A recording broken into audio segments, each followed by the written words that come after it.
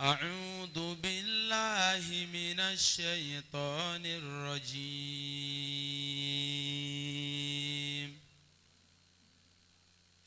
بسم الله الرحمن الرحيم.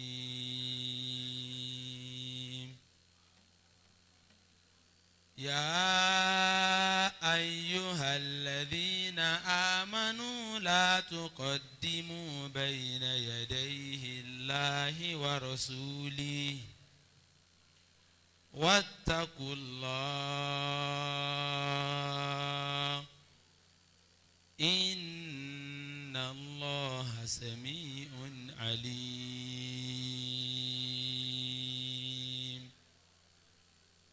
يا أيها الذين آمنوا لا ترفعوا أصواتكم فوق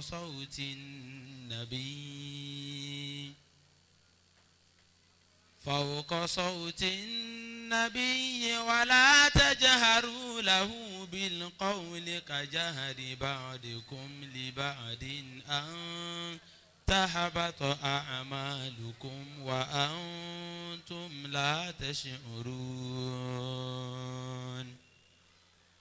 إن الذين يغضون أصواتهم عند رسول الله حتى ينفضوا ولله خزائن السماوات والأرض وكان الله عليما حكيما. ولو أنهم صبروا حتى تخرج إليهم لكان خيرا لهم والله غفور رحيم. يا أيها الذين آمنوا إن جاءكم فاسق بنبأ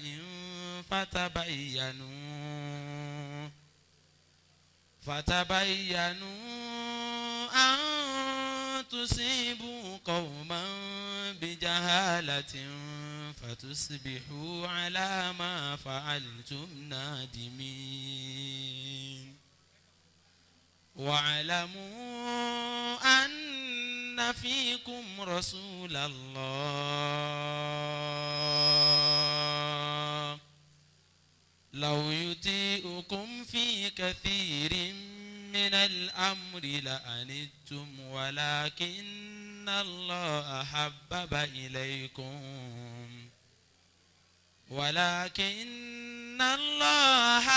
إليكم الإيمان وزينه في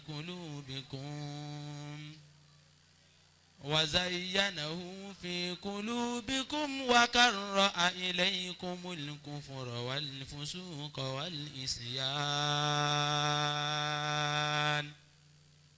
أولئك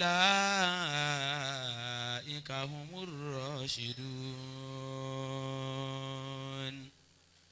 فضلا من الله ونعما والله عليم حكيم.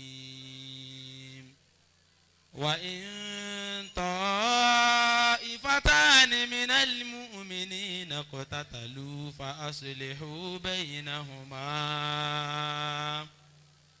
فإن بغت إحداهما على الأخرى فقاتلوا التي تبغي حتى تفيء إلى أمر الله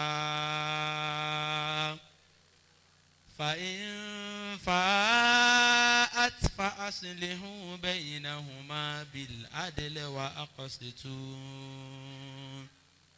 إن الله يحب المقسطين.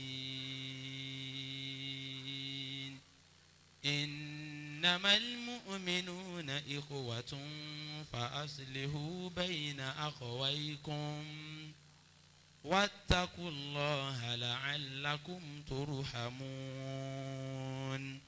صدق الله مولانا العظيم. ààrẹ ni tí ó sọ pé Allahu Akbar. Allahu Akbar. bá a ti pọ̀ tó nínú họ́ọ̀lù yìí àti Allahu Akbar. Allahu Akbar. ká tún sọ bẹ́ẹ̀ lẹ́ẹ̀kan sí pé Allahu Akbar. Allahu Akbar kabira. àlùfáà wa dáńtàtà àti ọ̀nà nọ́ọ̀tì báyìí láti lọ ímpọ́ọ̀tù wọn wá. ààrẹ èèyàn kan